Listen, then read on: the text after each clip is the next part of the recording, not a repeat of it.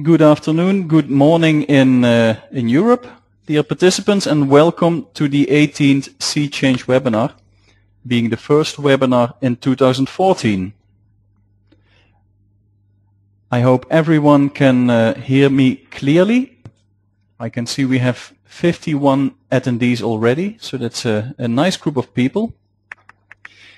This webinar is titled Special Session on the new Sea Change UKCIP Monitoring and Evaluation for Climate Change Adaptation Guidance Notes, plus questions and answers. In this webinar we will discuss the recently developed guidance notes, collaboratively developed by Sea Change and UKCIP, the UK Climate Impacts Programme at Oxford University's Environmental Change Institute.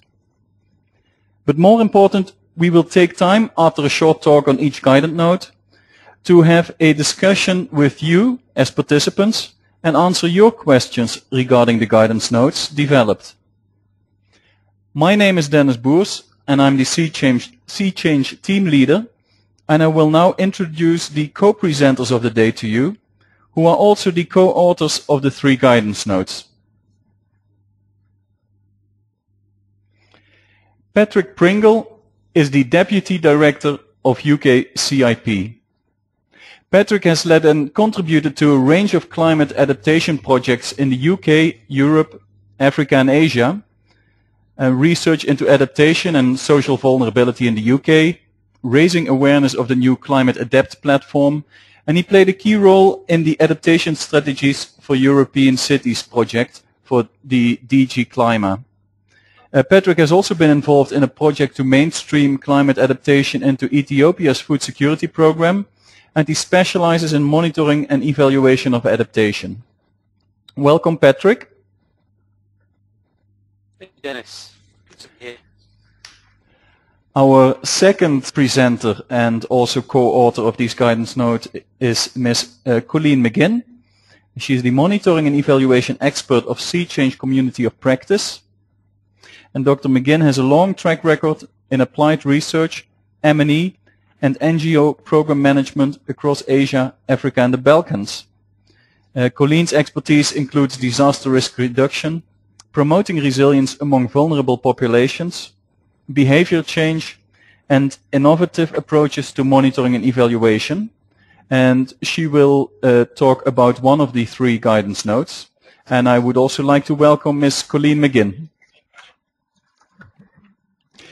Thank you. I'm very glad to be here. And my name is Dennis Boers. I'm the Sea Change team leader.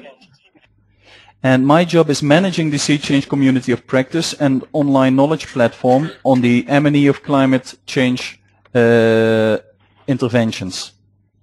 But before we start this webinar, a little bit of logistics.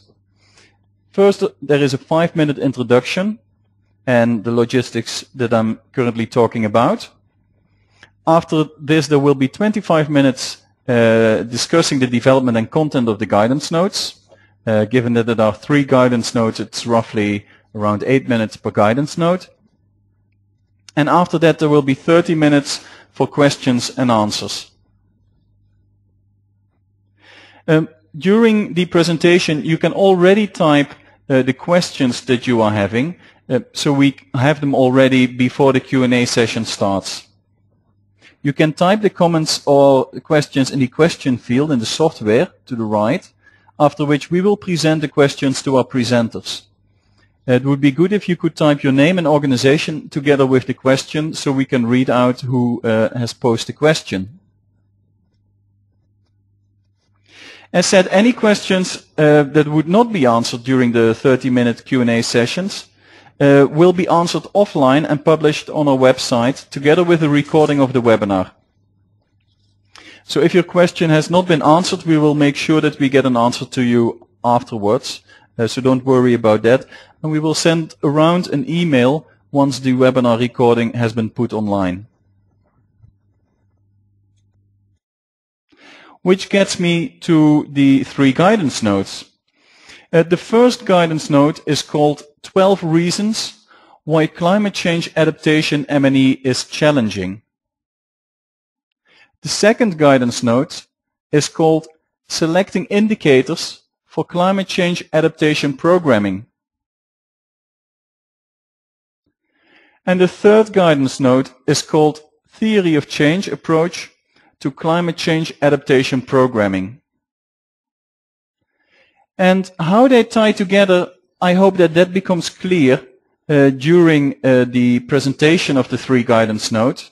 But let me say, before I hand over to Colleen, a little bit of explanation why they have been developed. In February 2013, we had a knowledge needs session at the evaluation conclave in Kathmandu. And that session focused on the needs among climate change focused M&E practitioners. And after that, we also did a survey among the same group of people, being climate change focused M&E practitioners as well as M&E interested climate change professionals. And based on the evaluation conclave knowledge needs session and the survey, we did a knowledge gap analysis. And based on that analysis, we identified these three topics to be topics that were of use to develop guidance notes on. So that's a little bit of background towards the development of these three guidance notes and the choice for topics. And having said that, I'll hand over to Ms. Colleen McGinn, who will be talking about the first guidance note, which is 12 reasons why climate change adaptation M&E is challenging. The reason that we at Change and UKCIP started up this series of guidance notes is to assist policymakers, program managers, M&E officers working in the field on how to improve their approaches to designing M&E frameworks and to conducting the evaluations. And the reason why this is important is because climate change adaptation presents a range of challenges for M&E. It's not as straightforward as some of the other development sectors where you have a clear, more solid baseline, 2 or 3 year time frame, and then you can measure the results and make confident statements about your impact. Climate change adaptation is methodologically challenging because of the nature of climate change itself. Most of the reasons why M&E of climate change is so challenging, mostly they're not unique to climate change. You'll find them in certain other programs as well, but together they represent a distinctive bundle of dilemmas. And in this first guidance note, we outline 12 of those. Briefly, we just highlight what they are and suggest some strategies to address them. And this, in turn, sets the stage for some of the more specialized papers that have come out since. I'm not going to go through each of the 12 reasons, but just outline a few right now. One is that the long time frames of climate change stretch far past normal program cycles. Climate change is going to unfold over decades, over centuries, but we have programs and policies. At the longest, they're really 10 years, and most of them are often 2 or 3 years. What that means is that it's very difficult to measure the impact of the program on climate change because the climate change is going to stretch on and on and on, whereas we're trying to demonstrate our own progress within a shorter time frame. In other words, climate change doesn't lend itself to clear outcomes. It doesn't lend itself to a clear endpoint. There is no endpoint with the climate change compared to program cycles. The next point is how to measure moving targets and what has been avoided. For example, if you have a program to build the capacity of a provincial government on their disaster management, their disaster management approach, what if there's no disaster during the time frame of the program? How do you measure the results of something that didn't happen? Or alternatively, how do you measure how much worse it would have been if we didn't have the program? These are some complicated M&E issues. There's actually a large literature within disaster risk reduction on how to approach these, but it's an important point to be aware of and to consult the appropriate strategies. A third point is that holding steady may be an important achievement. Normally in a development program, we seek to improve things. We want to, for example, improve the primary school enrollment rate of girls. So we would take a baseline, implement a program, 3 years later compare it to the baseline. But with climate change, the baseline itself, the underlying conditions and context is itself changing. And so the baseline may not always be the most valid starting point. The other one is that if the overall conditions are deteriorating, then staying at the current level of development may actually be an important achievement. For example, if you are working in an arid region and there is encroaching desertification and it's getting more and more dry, maintaining the current levels of water security may be the achievement. So you might not be showing an improvement, but maintaining that given level of water security can be an important success if the overall conditions are deteriorating. Another point is that uncertainty cannot be avoided. What happens a lot of times is that we try to eliminate the uncertainty with more and more detailed climate projections. The thing is, climate change will unfold slowly and gradually over time. There will be extreme weather events, but there will also be overall changing conditions. And global climate projections are just that. They're global, but we're not able to tell for sure what the rate of change will be, and we don't know what exactly the impacts will be in the local environment. For example, we know that Australia is going to get hotter and drier over time, but we don't know if that's going to be the case in Darwin, which may actually get wetter. So what the conditions are locally may vary with the global climate projections. And what often happens is we keep seeking more and more detailed climate projections rather than sort of accepting that there's a great deal that's unknowable. A second point is that climate change adaptation, it's not just the weather that's changing. There's going to be all sorts of social, political, economic repercussions. There's going to be cascading ricochet effects. And again, these are even more unpredictable. So we need to approach our programming and our M&E framework with a great deal of flexibility and learn to live with a certain level of uncertainty. Climate change is global, but adaptation is a local process. It's how we adjust to changing climatic conditions, including social, political, and economic institutions and approaches, behaviors.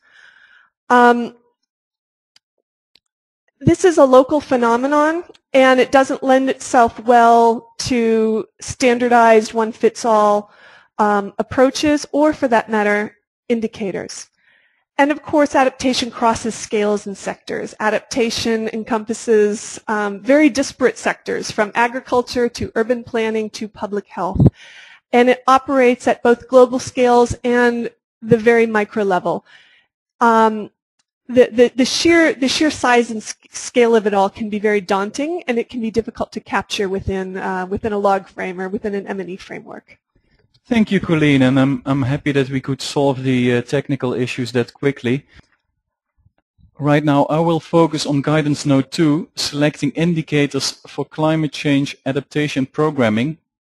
And we just learned from Guidance Note 1 that climate change adaptation programming is a complex, dynamic process that cuts across scales and sectors, levels of intervention, and it is characterized by many uncertainties and extends long past usual project cycles. And moreover, the evidence base of what actually works and where it works and under what conditions is only beginning to emerge, and that also has a impact on the type of indicators we will be selecting. So how then to define, measure and assess results of an adaptation program? And actually this guidance note is perhaps more about what we're planning to do or doing programmatically, or as much as it is about selecting indicators. We focus on results-based management and its accompanying logic models, log frames, which aligns a hierarchy of goals, objectives, outputs, results, and inputs activities into a coherent program framework. And next to that, we also touch already in this guidance note upon the theory of change, which will be discussed next by Patrick in guidance note 3, which would then map out anticipated causal pathways of change towards a longer-term outcome and indicate how specific programs or interventions would contribute to enabling this pathway. And indicators that are part of the theory of change measure what needs to occur to move on to the next step along that causal pathway. And these indicators not necessarily measure an intervention's performance. So it's a bit of a catch-22, knowing what you are doing programmatically and knowing what you will be measuring M&E-wise, and then know what you're actually doing. And in a lot of programs, you see that the program is doing pretty well, but if you would ask for a log frame of what the program was intended to do, then that perhaps isn't there, or it is a different version than what the program is actually doing. And that also poses a bit of a difficulty with developing indicators for your M&E, because that should actually be part of that results-based management framework and the related M&E. If you don't have that from the start, and if you don't keep that as a living document to develop during your program, then it will be hard to select indicators for climate change adaptation programming. So what is so unique about climate change adaptation indicators? Well, there's really nothing unique about these indicators.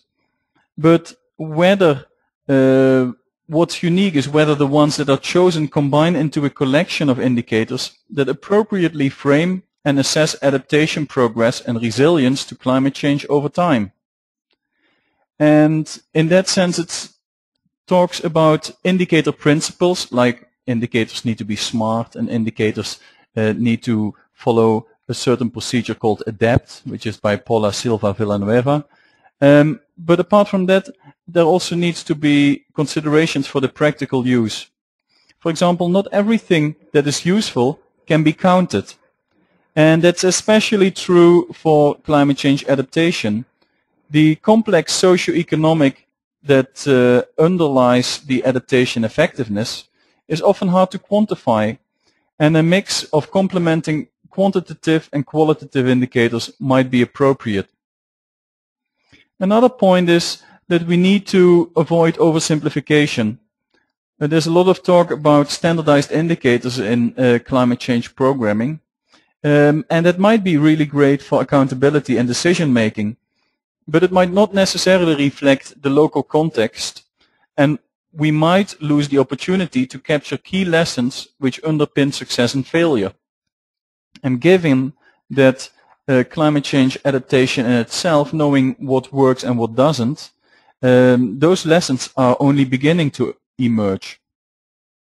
So in that sense, there is a need to focus on process as much as outcome indicators, and at standardized indicators as much as locally adapted indicators that give us lessons learned. Another point would be that we need to consider the scale and the data availability, and whether or not we actually do have a need to scale up the results of those indicators or to scale out the results of those indicators.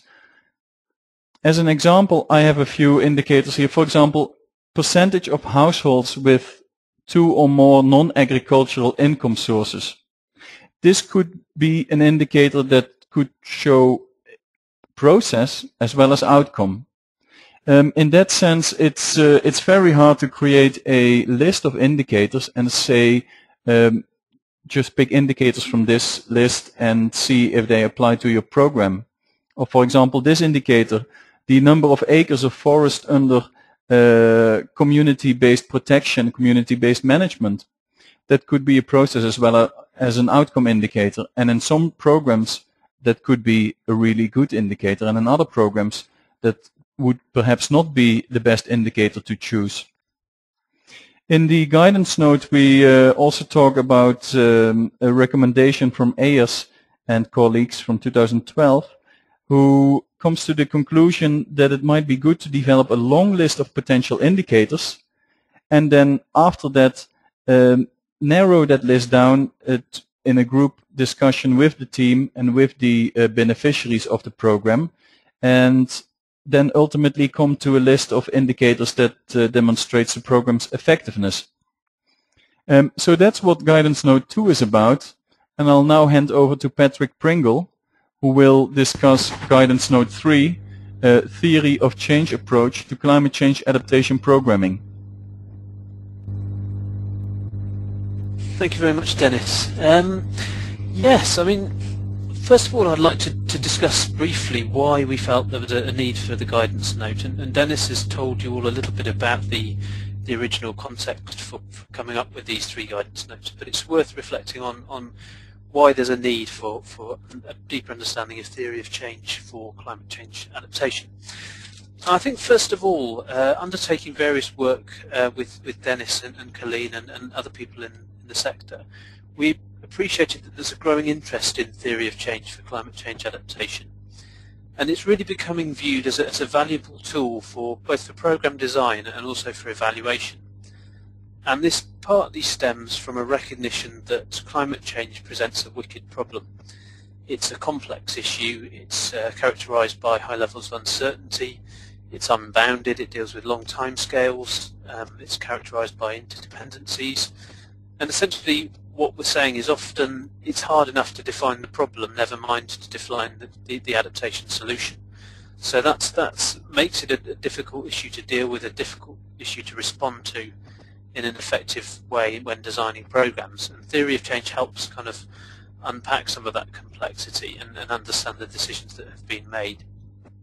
And we've also found that this appreciation of theory of change has been a useful tool. It has led to it now featuring in a growing number of monitoring and evaluation frameworks and guidance documents and so on. And when we undertook a recent study last year of an attempt to synthesize frameworks and research and resources for adaptation M&E, we found that it was featuring a number of different areas. For example, GSED's work, World Resources Institute work as well on making adaptation count features theory of change very strongly. DFID's TAM framework that they're increasingly using also features theory of change heavily. The Tango framework talks about the theory of resilience. So you're beginning to see this appear more and more, so we felt that was also a good reason to talk about it in a little bit more depth. And we felt that the literature on theory of change is in some ways slightly limited at the moment, with specific reference to climate change adaptation, and that often it's about presenting it in a framework or presenting it as an approach rather than actually standing back a little bit and thinking more deeply about, you know, why is it useful, how is it useful, and also introducing some of the basic steps as well. So really that was the aim of guidance, to give a kind of an overview, as well as some quite in-depth discussion about the value of theory of change and undertaking monitoring and evaluation on climate change adaptation. So next I'd like to just tell you a little bit more about what's actually in the guidance, hopefully to inspire you to go and have a look and have a read. First of all, we look at what is theory of change, what we're actually talking about. So we outline this critical thinking approach that theory of change represents, essentially highlighting its role as a roadmap, set out kind of causal paths to reach these long-term goals that I think Dennis mentioned earlier on in his talk. And once we've kind of identified and described and defined theory of change, we go on to then explore its usefulness for climate change adaptation. Its origins aren't in climate change, it stemmed from being used particularly in social research, and why exactly we think it's useful for adaptation. Well, there are a number of reasons. The three I'd like to emphasize today are that it changes a strong focus on contextual analysis, which is very important because, as Colleen mentioned, adaptation is a local issue, and therefore local context is critical to understanding why a particular adaptation intervention may or may not work. And it provides that ability to set the objectives and to set the causal paths in the context of the situation in which they've been applied. The second point is that it enables the analysis of assumptions, which is very important given the uncertain nature of climate change. So we're still very much learning what may not work in terms of adaptation and what an appropriate response might be. So in doing that, we have to make a number of assumptions. If we do X, will Y occur? Will we become more resilient? And what we really need to do is test those assumptions. We can't just hope they're going to be. We need to use the evaluation process to really test those. And theory of change enables you to identify those assumptions at the beginning and be very open and transparent about those assumptions, and then enables you to go and test them. So another reason it's helpful for adaptation. Theory of change is also a very iterative approach. It's about, it enables this process of kind of learning and reflection and improvement. So the idea is that by mapping out that roadmap, those causal pathways, you're able to reflect and improve and recognise that where things have gone wrong, they're valuable learning that you can improve the next time. Hello, how's that now? Yeah, it's slightly better. Yeah, go ahead. Okay, where did you lose me? About 30 seconds to a minute ago. Okay, fine. So I think I was talking about the application and why theory of change was particularly relevant for climate change adaptation. Mm-hmm. And I'd mentioned briefly about the importance of it helping to understand the context. I mentioned also that it enables the analysis of assumptions, which is very important. And it is also an iterative approach, so it enables this process of learning and reflection and improvement. And that means it has a strong fit with an adaptive management approach, because it facilitates that process of actually saying, not only did we do what we said we'd do, but actually to examine, did we do the right things? So it enables you to test those assumptions and look at the wider context. So those are some of the reasons in this guidance note we find theory of change a useful approach, and we set those out in more detail. I was also just beginning to say before I disappeared, I think, that we recognise that conventional log frame approaches have a role, and what we try and do is identify the differences between theory of change and log frame approaches, and then consider not only, we're not saying that necessarily people should throw out the log frame approach and replace it with theory of change, but we're saying that they do slightly different things, and theory of change presents an opportunity to potentially complement a log frame analysis approach. So we set out those differences so we're very clear on what each offers.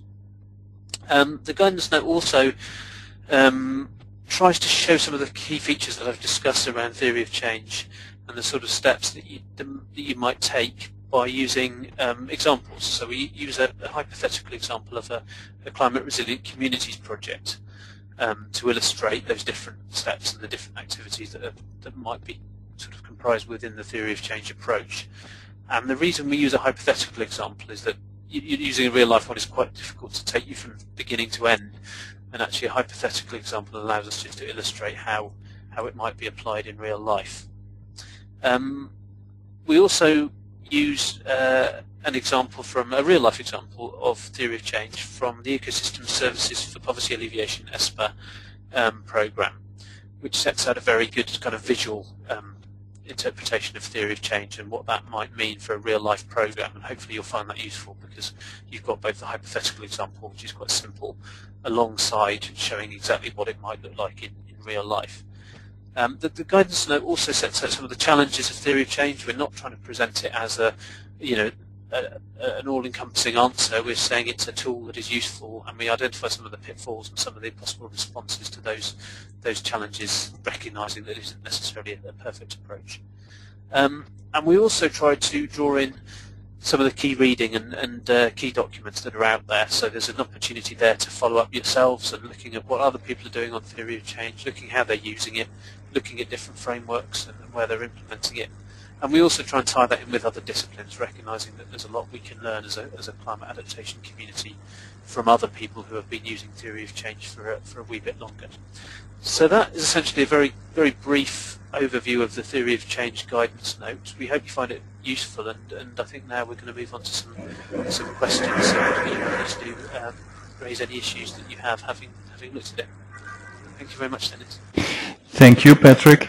And my apologies to the participants for the hiccups that we are currently having with the sound, first with Ms. McGinn and afterwards with Patrick Pringle.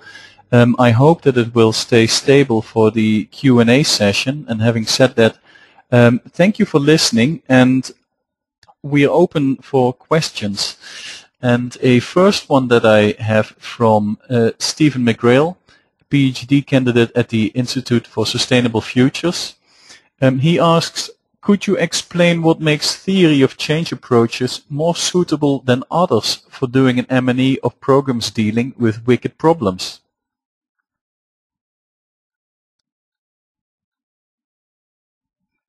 And I'm not sure if I should address this to Colleen or to Patrick.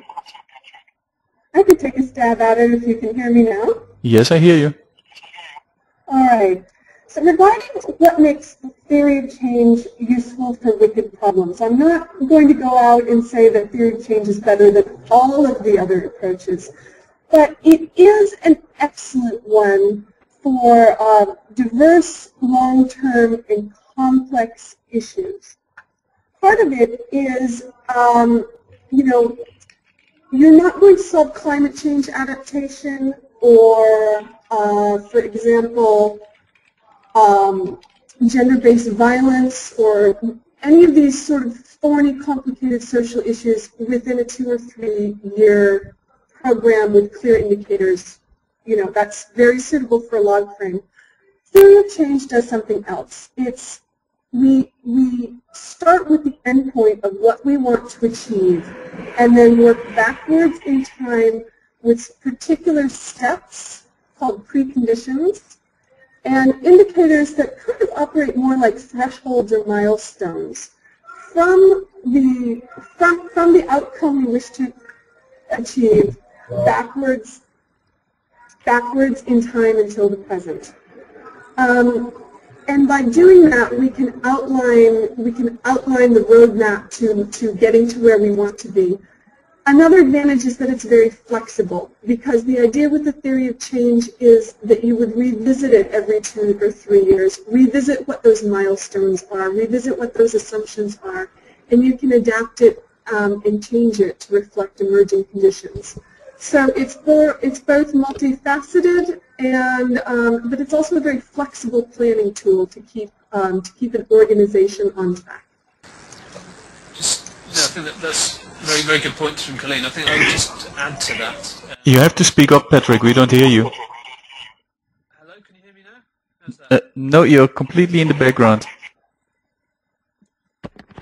Hello, is that better? Yes, that's better. Great. Okay. Yeah, just to add, building on what Colleen said, I think one of the strengths of theory of change is that it enables you to, as I say, look at the assumptions you make, and what that does is it means you can look at some of the unintended and unexpected outcomes from a program. Now, given we're still at an early stage of exploring adaptation and understanding what works, and we're also dealing with a very dynamic set of not just environmental change, but also of social and economic change, we need to be prepared to look at the unintended and the unexpected. Now, conventional approaches tend to focus on the question, did we do what we said we would do? So they tend to say, we tried to do this, did we deliver it? It doesn't always allow, evaluation processes using conventional approaches don't always enable you to look at the unintended and the unexpected. To say, actually, maybe the most valuable thing about this program is the fact that something happened that we didn't expect to happen, and that actually was the most valuable aspect of building resilience. So it enables you to go off on slight tangents, to explore those assumptions, and to look at those things that maybe happened that weren't expected, or the things that you expected to work didn't work. So it has that flexibility to be slightly more open, I think, more open-minded in a way, if it's implemented in the right way, than maybe a more rigid log frame approach. One question that Kelly had from Plan UK, DRR advisor. She's wondering if there is donor appetite for a more flexible learning approach to climate change adaptation M&E, because donors like DFID are pushing value for money and results-based frameworks, which clearly are not applicable in relation to the complexity of climate change. How can we educate or convince them to be more adaptive? I think that's an excellent point, and it's something that I think there's now a growing appreciation amongst the kind of, I guess, the climate change adaptation evaluation community that learning is really crucial. But I think you're right. I think that the question is excellent, that conventionally I think some of the big donors have tended to think more in terms of accountability, and has tended to drive M&E approaches. And I think now there's beginning to be a bit more interest in learning and a recognition that actually that is probably one of the most important aspects. If we're not learning, then why are we doing M&E?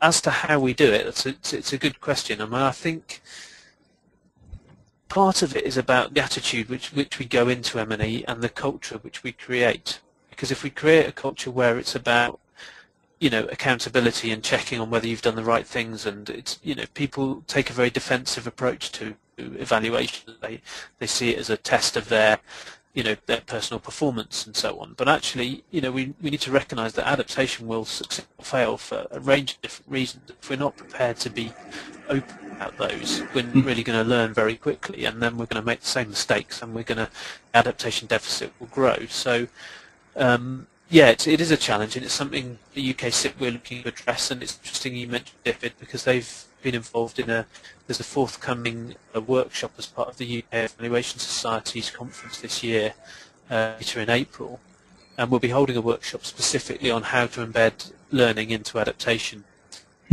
into adaptation M&E practice, because we recognise there's this problem, and that's something that needs to be dealt with. So it is on people's agendas. It's something that we're looking at UKCIP. So hopefully watch this space for more on learning and M&E. A question from Monica Lomena from Barcelona, PhD candidate working on a thesis on the evaluation of sustainable land management initiatives in Senegal. She would like to ask how the climate change adaptation M&E challenges mentioned are also valid for other sectors like sustainable land management, which is of course difficult to distinguish from adaptation, and especially in arid environments. And I think Colleen is maybe the best person to answer that one.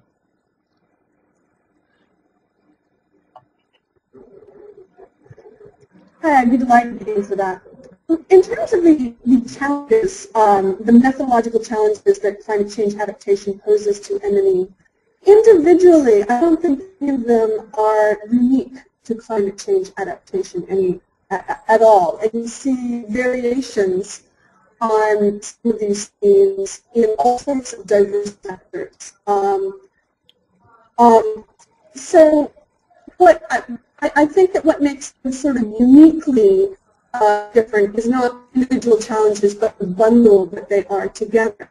But yeah, there's a great deal of overlap between some of these challenges in other sectors, including natural resource management and so forth. And the advantages to that is that we can also consult M&E literature from these other sectors as well. For example, DRR literature, disaster risk reduction, has large bodies of methodological literature that's specific to DRR, but has a lot of overlap with climate change adaptation. And if we know that, we can consult the right sources.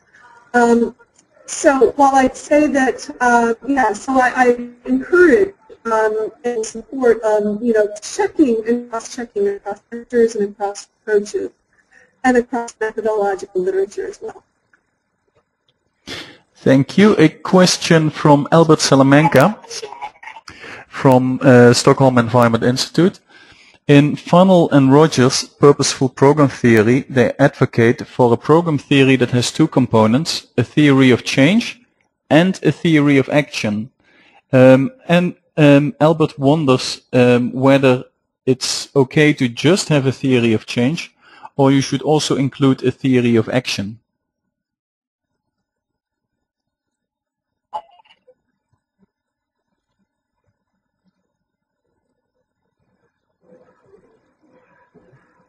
I'll take a stab at this one. I'm not familiar with the details of theory of action and how that differs from theory of change. Theory of change is ultimately, a way of planning activities and actions. The map itself it's often called a causal change or a causal change pathway, or a map of what you are trying to achieve in terms of thresholds and the milestones. But each of those would be translated into a series of specific actions that one would take. And those could be further broken into a log frame if that's what your donor requires. For example, there's nothing that's incompatible about combining theory of change approaches and log frames, or more specific action planning models as well. Sarah Shima, Program Manager, Canadian Corporate Association, has a question. Given the uncertainty of climate change, do you have any suggestions on how to identify longer-term outcomes, longer than 3 years, and their associated indicators? I think that is where the theory of change actually comes into play, because there is where you capture shorter-term interventions into a longer-term vision of what you're hoping for with respect to change. And in that theory of change, in that causal pathway, you will have indicators that would indicate whether or not an intervention was successful in the bigger pathway, opposed to indicators that indicate whether the intervention in itself was successful. So I think that is actually where the theory of change comes into play with respect to the short-term time frame of interventions and the longer-term change that you would want to see. And Roy Cordova from Helveta Swiss Intercorporation in Bolivia asks, can you explain more the point of what is important with respect to indicators and the right mix of them? How do we use this mix to M&E? I think when you look at a mix of indicators, first of all, you have to ask yourself why you are doing M&E. What is the purpose you're doing it? If you're doing it just to be accountable towards the outcome of your program, then that will describe some type of indicator. If you're doing it to actually learn something to do it better the next time, or you're doing it to learn something to improve your program while you're doing it, then that will result in different indicators. If you're looking purely at quantitative indicators to put certain values on, then that will result in certain indicators. If you're looking at indicators to get questions on certain issues that you're having programmatically with respect to what adaptation is or what the changes that you are envisioning in the long run, then that will change the mix of indicators. So it really depends to an important part on what you and your program are seeing as the aim of your monitoring and evaluation, and that you will need to define, hopefully, when you are developing your M&E framework and when you are before you're doing your baseline.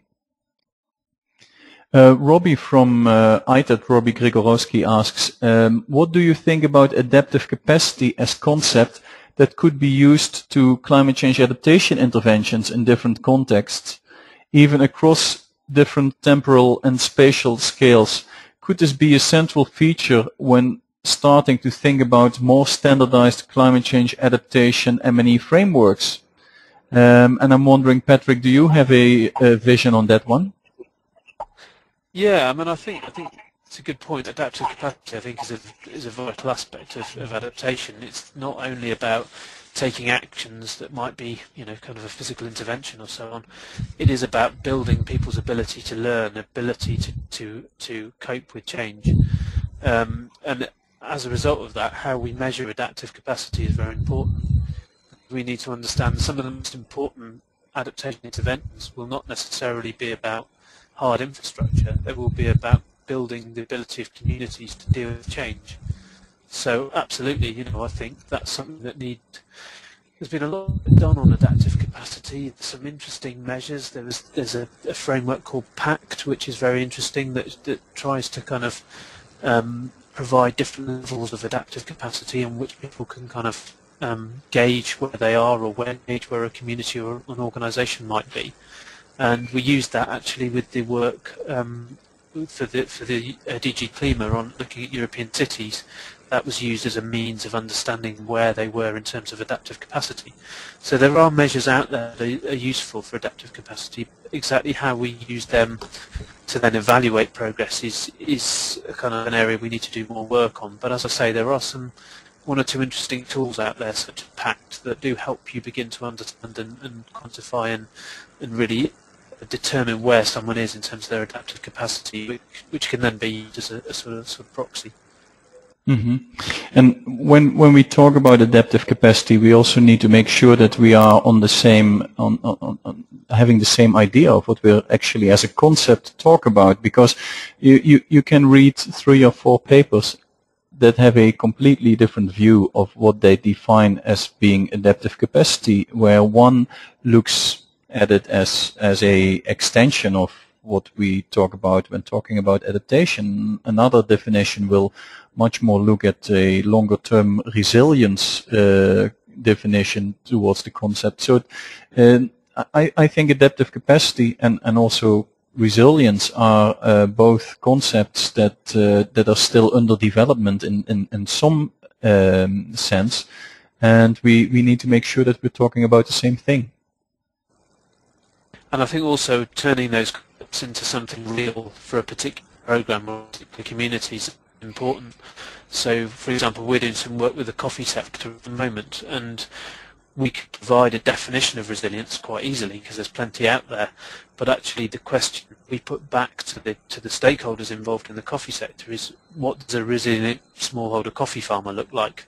Because that's what matters to a coffee farmer. Is you know, does resilience mean to them? It's no point in me giving them an academic definition of what resilience means to someone in Oxford. If you're struggling with a coffee farm in El Salvador, you need to define what resilience is for yourself. So I think there's an issue of translating some of these concepts into meaningful things for communities and the people who are actually most vulnerable. And that links nicely to a question from Kelly of Plan UK, DRR advisor. She says, given the complexity of adaptation, how can we best apply beneficiary accountability effectively within climate change adaptation M&E? And she says beneficiaries might not be aware or prioritize climate change adaptation among their many poverty challenges, and also given the long-term complex nature of climate change adaptation. And I like the example that Patrick gave about the coffee sector, because I read a few evaluation reports that focused on the coffee sector, and they found that the climate change adaptation that the programs were focusing on were not at all among the top 5 of challenges that the coffee small-scale farmers were coping with or needing to cope with. So in that sense, that comes down in some way towards whether or not your program really addresses the biggest needs for the beneficiaries you're focusing on. And I think the challenge there is both for governments and for beneficiaries is that sometimes their short-term priorities are not, you know, as you said, not climate change, but actually the long-term implications need to be climate change. There's quite a mismatch there. So sticking with the example of the coffee sector, you know, the coffee prices are what knows whether someone's in poverty normally with the coffee sector for a small farmer. If the prices bomb, that's the biggest impact that can face, really, along with crop disease.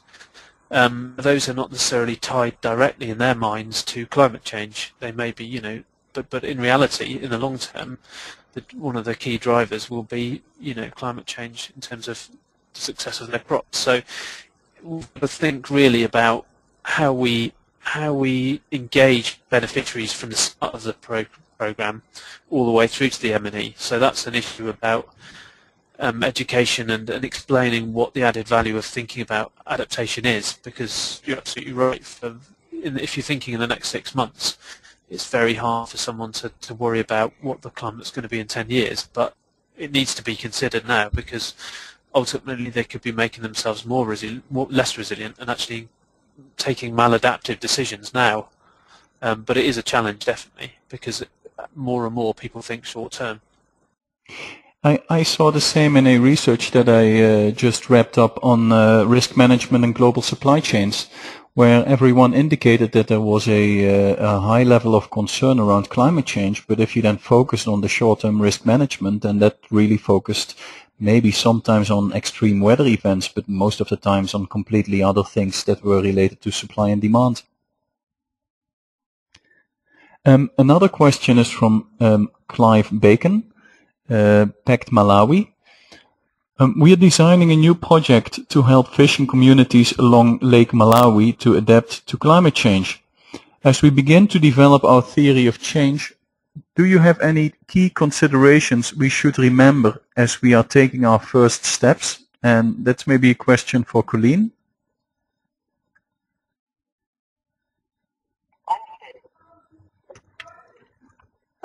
Regarding this specific project, in terms of theory of change, remember that sometimes people want to look for sort of the magic tool that will solve all the problems.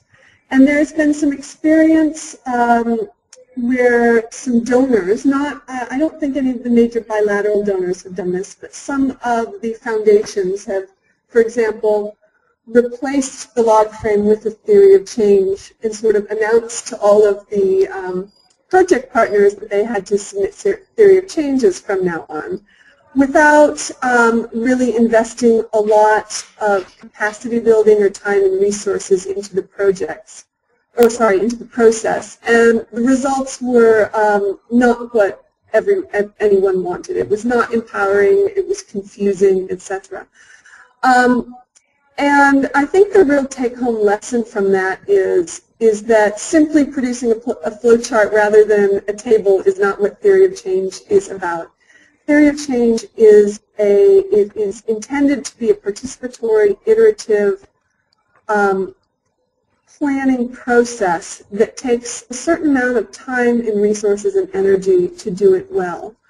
And to just be aware of putting the resources into it that are required to put together a really, really good strategy, both short and long term, for your Lake Malawi project. And I'd agree with much of that. I think it's the trick in a way is to keep it simple and invest enough time. The concept of theory of change doesn't need to be that difficult in a way. It's basically just saying, let's really sit down and work out the logic in order that we think is in place in order to reach this longer term goal, and then to be able to be open enough and transparent enough to test that logic as we deliver the program. So sometimes the phrase theory of change makes it sound very grand and sort of slightly academic, and actually we should keep it quite simple. That's all it is working out what we think will happen in order to reach this goal, and having the ability to test that. So I think keeping it simple, engaging people early on in the process, giving them time to consider whether those things that you've assumed are right, and I think coming back to those assumptions is crucial. And different parts of the community along the lake may have different perspectives on what assumptions are sensible. So that's the other thing, I think we've got to bear in mind that what looks like good adaptation from one aspect of the community may not to another. So it's not necessarily easy to get a collective single theory of change. You need to recognise that there will be conflicts and tensions within the assumptions that you're making, and to be open about those and get those discussed at the early stage of programmatic planning will put you in a far better place than if you kind of ignore those in order to keep your theory, get your theory change written up as quickly as possible. The whole point is it's an opportunity to air those tensions and recognise where you're making assumptions that might not be appropriate. So it's about taking time, engaging, and keeping it simple, really, I would say. I would say that you should consider as well why you are looking at theory of change. What are the reasons that you are developing a theory of change? Is it because you want to develop a participatory stakeholder process? Is it because you want to develop a big and audacious goal that is supported by the community? Or what is the reason behind it? And it might turn out that a proper stakeholder process or a proper team building exercise in some cases might be sufficient in getting the people from the fishing communities behind a bigger goal. So also wonder really why you are developing a theory of change, because is it just this one fishing community or those fishing communities around Lake Malawi, or does this intervention fit into a bigger framework of a longer term outcome? And with that, I see another question from Albert Salamanca, and he says, can you name some successful adaptation M&E frameworks and evaluations that have actually been undertaken? And are these collected by Sea Change? I think two frameworks that come to mind would be, one is Adaptation Made to Measure, which is GIZ, I think, and they are actually testing their framework within their programs. And the results of that are on adaptationcommunity.net, which is the GIZ community for adaptation programs. And another one is by IIED, which is Tracking Adaptation and Measuring Development. And they are also testing their framework. So those two are two that immediately come to mind when you're talking about adaptation M&E frameworks with actual evaluations linked to them. We published a synthesis report of close to 10 different frameworks, which you can find on our website. And a new version of that synthesis report will be published end of April with 2 new frameworks added to it. Patrick, do you have anything to add? Do you know a framework apart from those two that has been used already in evaluations? No, that are also publicly available, because that's something else. I know that the UNDP framework has been sufficiently used within the programs, but I can't find or have access to the actual evaluations. No, I think those are probably the strongest two examples. I mean, the UKCIP Adapt.me framework we're beginning to use with the coffee sector, as I mentioned, but those are kind of, I'd say those two that you mentioned are probably the ones that have the strongest kind of testing, if you like, that are beginning to actually be used in the field. Mm-hmm. So yeah, I'd probably point to those two. There are obviously other very good evaluations out there that provide good practice, and they don't necessarily tie themselves to a single framework. If you want to, for example, test the Adapt.me framework, do contact Patrick, because I think he will be open to discuss field testing of the framework developed. Absolutely, you know, that would be very interesting. Colleen, do you have anything to add? Is there a framework that pops up in your mind that we haven't talked about? Well, I think you two have covered the frameworks themselves, but the original question also asked about good example evaluations. And I've been reading a lot of these program evaluations, and there are 3 in particular I would like to highly recommend that you all read. One of them is a paper that comes out of Sita, the Swedish International Development Agency. This is publicly available online, and it's called Risk, Resilience, and Vulnerability of Sita. It's a portfolio evaluation that looks not only at climate change adaptation, but that's you know, a major component of a paper that looks at risk, resilience, and vulnerability broadly, including disaster risk reduction as well as climate change adaptation.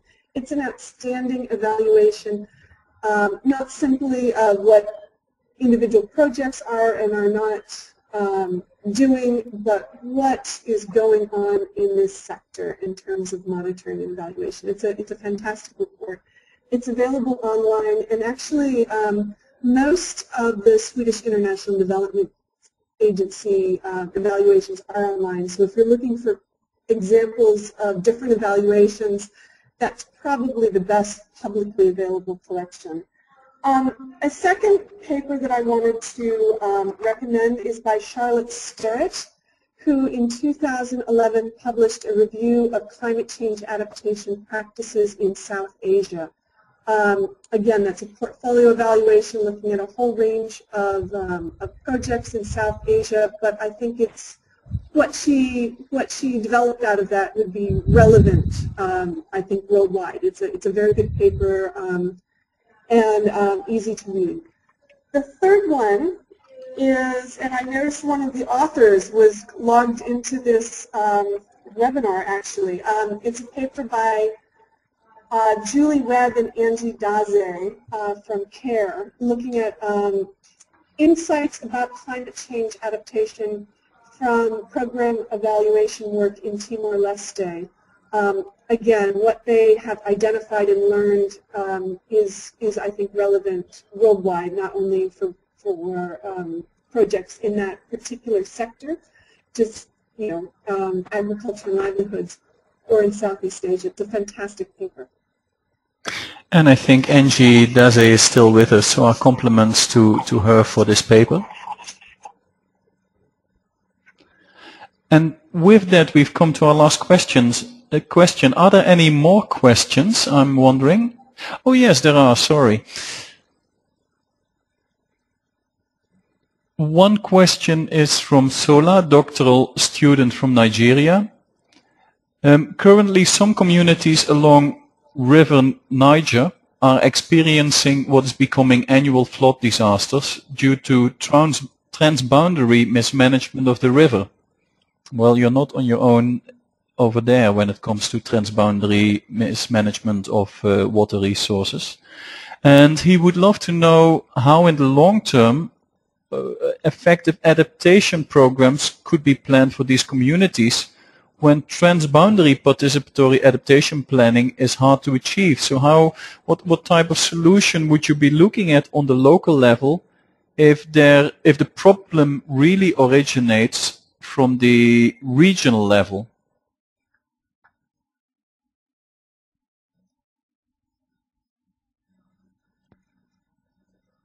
Yeah, no, I think that's a huge question, but a very good one. I mean, until we get better at dealing with transboundary issues, you're going to have either an increased flood risk, or in other cases, water scarcity issues.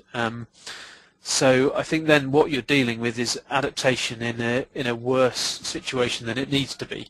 So I guess you can crack on with adaptation efforts in those contexts, but obviously the context you're dealing with is being made worse by a failure to deal with the international dimension, and there's no real getting around that. All you can do is, I guess, is to take adaptation measures and whether they be to reduce the flood risk or to respond to water scarcity in other situations, in other transboundary cases, for example in Ethiopia. So I think you've got, I don't think there's an easy way around it other than to kind of deal with the adaptation context you have at a local level, meanwhile hope and work at and increase the lobbying to deal with the international dimension. I don't think there's an easy way to adapt your way around that problem, unfortunately. I think at times you're adapting as much to the climate as you are to mismanagement. And that is the sad conclusion at times. Doesn't mean that an adaptation program on community level cannot be very beneficial for the people living there, but the focus would, for example, not be in this case on the climate change impact. The focus would be on the impact of mismanagement of a water source. So you're looking at a different type of program. I think that's a very good point, Dennis. There, that what you're saying is that adaptation is not. It's not just about what does or doesn't fall out of the sky as a result of climate change. It's these problems are mediated by social, economic, political, and cultural contexts, and therefore, an adaptation response is not just a response to climate change. It's a response to the context in which that changing climate is happening. So I think it's always important we bear that in mind. That it's not just about increasing temperatures or changing rainfall patterns. It's about the context in which that happens. Yes, and here in Asia, you, for example, have the example of the Thailand floods 3 years ago, which were not necessarily due to the heavy rainfall, but due to the mismanagement of that water by the dams, and due to the bureaucratic system to manage water flows throughout the country, which in the end resulted of the flooding of enormous amounts of industrial estates, with as a result a big dip in hard disk production in the world that had an impact financially still years later. So in that sense, what you're doing there is you're not managing the actual increase in rainfall. You're basically managing the risk of being flooded by water mismanagement. Another example could be the way dams are being built in the bigger Mekong area, where the processes of discussing the building of these dams between countries could be much better, but that in the end doesn't that discussion doesn't help the communities that are impacted. Another question here is from Kelly for theory of change. Should risks also be incorporated other than just putting them in as assumptions? And how to incorporate process as well as outcome changes in the theory of change?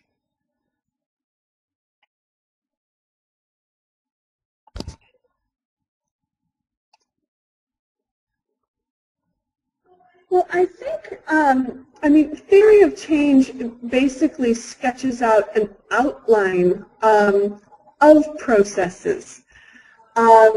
So I think the issue of, I think that some of that is embedded in the steps of the process, of the theory of change development process, if you did all of the steps thoroughly. As for whether risks should be incorporated, yes, that for an answer. But remember that a lot of the details about this depend on your objective, your aims and your goals, and what kind of program you're designing, and then what the overarching strategy to achieve those aims are. So one of the advantages of the theory of change is that it is very flexible and can be adapted to different kinds of needs. It's not so rigid in framework, in a framework or structure as some of the other planning tools. And to that end, you can incorporate specific kinds of risks, certain natures of risks, quite broadly, depending on what your needs are. I think the other thing, just to add to what Colleen has said, is that theory of change is not it's not an M&E framework in itself. It's a tool that often sits within a broader approach. So it's not it's not designed to do everything you need to do for M&E. It's supposed to be one aspect of that process. So if you look at GIZ and WRI's work on making adaptation count, it is one of, I think, 5 or 6 steps within that process. Developing your hypothesis and then your theory of change is just 1 or 2 steps within a broader process. So it's in thinking about process and outcome indicators, that won't, you're right, it won't necessarily provide you with the kind of A to Z of how to do that. But when it's sat within a broader approach that takes into account, understanding your context, it takes into account kind of developing indicators and all those other aspects, then it kind of works quite well, I think. But to use it as the mainstay, as the only element of your M&E framework or your approach that you're developing, you're right, it doesn't do everything, but it is a nice way of thinking about things and understanding those assumptions and sort of setting out where you're trying to get to. Yes, and I'm looking at the long-term outcome that you would want to achieve in a climate change setting, and that would probably have a behavioral change aspect to it as well. And given that we don't know all that much about behavioral change patterns towards climate change, on how we can enthuse people to change the way they're doing things with respect to the changing climate, there will always be a process component to it in the theory of change. Another question from Mary Cole is, could climate change M&E eventually challenge the existing OECD DAC standards for evaluation, relevance, efficiency, effectiveness, etc., and sustainability, of course? That's an interesting question because a OECD working paper on climate change adaptation M&E revealed that most of the OECD DAC money towards projects, these projects were still being evaluated with the standard M&E frameworks and not with anything particular to climate change adaptation. But what you're seeing now in the discussion around the post-2015 agenda with respect to sustainability as well is that climate change is very much on the foreground. So I'm expecting that the standards will change accordingly as well. Having said that, I think there still is a place in those standards for elements like relevance, efficiency, and effectiveness.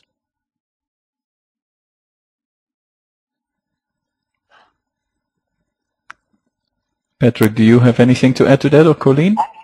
No, I think I broadly agree with what you're saying. I mean, I think a lot of it is about the purpose of your evaluation, and I think that's something we tend to overlook, is having an honest look about why we're trying to do what we're trying to achieve through M&E.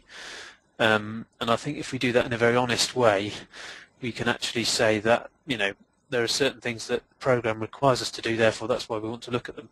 But there are other things then that we might want to add in. So like this idea of learning, what do we want to learn? What's the benefit of actually looking at this, rather than just, there can sometimes be a bit of a habitual issue of people going, okay, yeah, we want to understand, you know, effectiveness and so on, and that's, you know, an efficiency because that's what we're told we should be doing.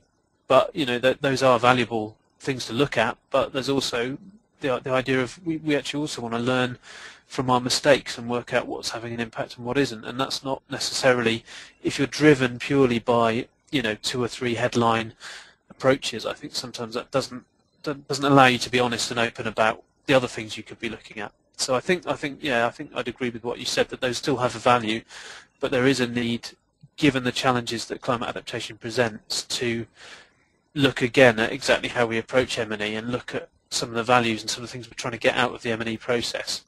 And maybe think about, I think the earlier question was about embedding learning. I think that's a massive issue for us because it's such a new issue, adaptation. We're still learning.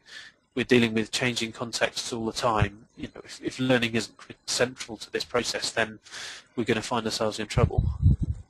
Yeah, we shouldn't forget that the standards that we have nowadays also took a number of decades to develop and to refine.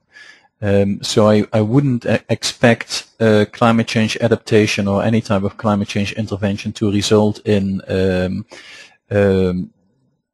certain elements being added to OECD DAC standards in the coming year, but I'm sure it's something on their agenda to keep in mind and to keep an eye on. And a last question from Kimberly John, who asks, if we have any recommendations for effective participatory facilitation of a theory of change process with respect to engagement of stakeholders.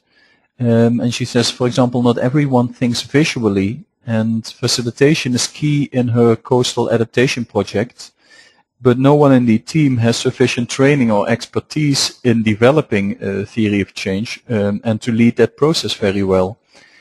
And I think you already point yourself into the direction of my answer, which is that these processes are often guided by someone who has years of experience in guiding these types of processes. And so quite often you see that external advisors or consultants are used to guide these processes. Yeah, I'm afraid I don't have an answer for that because I'm struggling with it as well. But it would be great if the person that raised the question could get in touch with me, because we're in the process. We're trying to develop some training resources as I say, with this work with smallholder coffee farmers, and part of that is about how do you train people with some of these complex issues for M&E. So it'd be great just to hear your experiences, and as I say, we're doing a literature review at the moment to try and find useful, practical, participatory approaches for some of these kind of techniques. So hopefully, maybe in a few more weeks, I'll have an answer for you. But it would be great to just to hear your experiences, and maybe to see if I can find anything in the next few weeks. And that invitation goes, I'm reading through the questions, that invitation goes to Pierre Célestin as well, who is looking at adaptation programming in a river setting. So that might be someone who might be interested in your work as well, Patrick. Great. Yeah. No. Please do get in touch. That'd be great. Colleen, do you have anything to add with respect to theory of change? Yeah. Barring, not everyone has the funding or the time to bring in a specialist agency or consultant. Barring that, there are a number of very, very useful materials that are online. Theory of change training manuals and tools, toolkit type things. If you look into Guidance Note 3, we discuss some of the key ones, and there's a good reference list. But one thing I wanted to point out is that the origins of the theory of change approach came out of sort of social justice activism. And a lot of the toolkits and frameworks are not specific to climate change adaptation or disaster risk reduction or natural resource management, the normal sectors that climate change adaptation people are looking at. Some of them are not even coming out of international development. There's some fantastic materials out there that were developed around battered women's shelters in the United States. The point is that these materials are excellent and they can be easily adapted to other sectors. So my advice is to not shy away from some of the standard and well-regarded theory of change manuals, because it doesn't seem to be about your sector. It's a planning tool, and you don't need to reinvent the wheel and get a different planning tool with the same steps that's specific to the natural resource issues that your program is dealing with. So just like I said, the best and most well-developed materials are for other sectors, and it's okay to use them. Thank you very much for that last answer on this last question. I would like to thank the two co-presenters for their participation and all views and good input. Colleen and Patrick, thank you. Thank you, Dennis. Yeah, thanks, Dennis. And I would like to thank all the participants for their time, and I hope it was useful. We will send out an email once the video is put online, the recording of this webinar. And in that email we will also give the links towards the 3 evaluation documents that Colleen discussed, and links of Adapt.me that Patrick touched upon, and other frameworks that we touched upon shortly. Thank you again for your time, and see you next webinar.